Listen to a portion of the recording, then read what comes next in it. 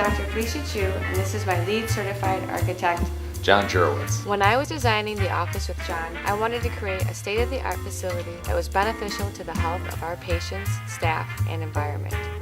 Dr. Chu had wanted to achieve the highest possible goal that USGBC sets up, but also in conjunction with her program and what her needs were for the clinic. We would like to take you on a tour of our green dental office. When you walk into our waiting room, I wanted to create a warm and inviting atmosphere. To add a homey touch, I picked out the fireplace, archways, and door, which are all reused items from the Rebuilding Exchange in Chicago and the Habitat for Humanity from Elgin. This is an institute where many architects donate to, as well as community builders, for leftover materials. We thought it added character and architectural shapes that would be very expensive to make from scratch that we were actually just repurposing. So rather than throwing it in the landfill, they put these things in this exchange. We like to think we're making art out of garbage. So this material is called Freeform, and it's recycled industrial plastic. 90% of this material is post-industrial processed, reconditioned plastic that they push into forms and use a process that requires just a minimal amount of heat in kind of unique patterns. So again, it's that recycled material concept.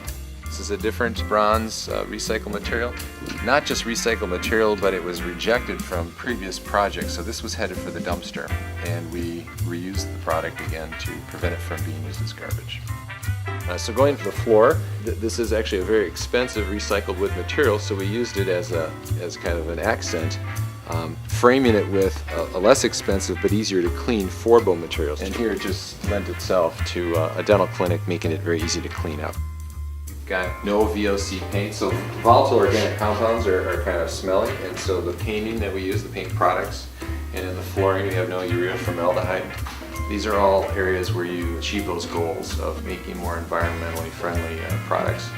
Our ventilation system has got high efficiency MERV 14 filters on them, so we're keeping the air not just clean but more super clean, like you'd almost see in a clean facility.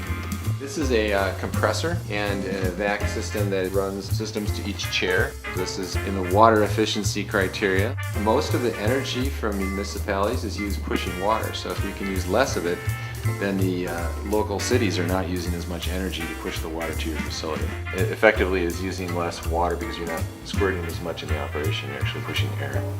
We spent probably more time on this fixture selection than any other sink in the facility, and we ended up with something very small and tight that we were able to find that was recycled with low flow water that's sensor controlled, so if you put your hand here it controls, but it's set so that it's just very minimal water. It also shuts off right away, so when you're done cleaning your hands it uses absolute minimal amount of water. So another point in the lead goals is to have light and view. So we designed the spaces to maximize all the views out the window and to bring all that natural daylight in.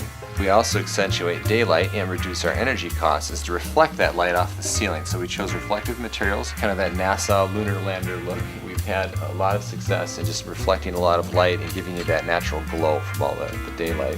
Our light fixtures are recycled. These are actually left over from the Hyatt Regency in Chicago. They were actually in storage with an electrical contractor, Frank Gertz, and he had those left over and said, why don't I donate them to your project? So he did. What I found really unique in researching light fixtures was this is the first LED-based light that puts out as much lumens as a regular light but uses 1/10 of the energy. Walk in here, we've got recycled materials from a research lab at Northwestern University. So that's the Terry building, if you're familiar with the campus downtown. It was really appropriate because it was used for a medical lab, and it's oak and it was very durable material. This is chemical resistant tops. We did put some new openings in here for her programming needs for her model and casting processes, but everything you see here is all recycled from medical labs that were being demolished in the city.